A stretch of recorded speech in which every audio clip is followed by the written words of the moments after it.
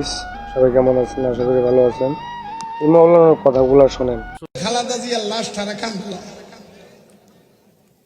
কথা কনা এ মৌলবী, তুমি শরীয়তের ফয়সালা জানোনি?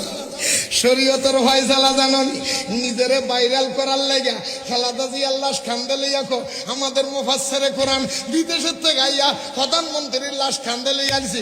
তুমি কি একবার প্রধানমন্ত্রীর লাশ কান্দে লইয়া তুমি কি মক্কা মদিনা জয় করে এলাইছো নাকি? অথচ শরীয়তে কি বলে?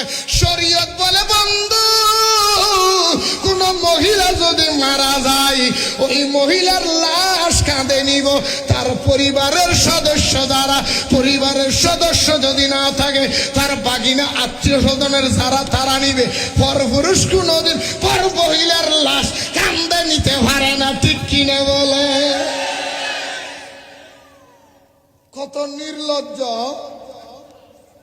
আরেক মহিলার কান্দে লই আবার ভিডিও সাপ্লাই করে আমি কান্দে লইছি, তুই যে লুচ্চা এটা প্রমাণ দিবি? আমি বুঝলাম না ভাই, কিসের কোরআন মাইনে চলাস আর কিসের কি কথা? একজন মানুষ মরার পরে কিসের এখানে চরিত্র নিয়ে কথা কস? এটা কি ধরনের কথা হইলো? কি কস কি তোরা? আসলে কোরআন হাদিস মাইনে চলাস না কোরআন হাদিস কি বিকৃতি করস? বুঝলাম না।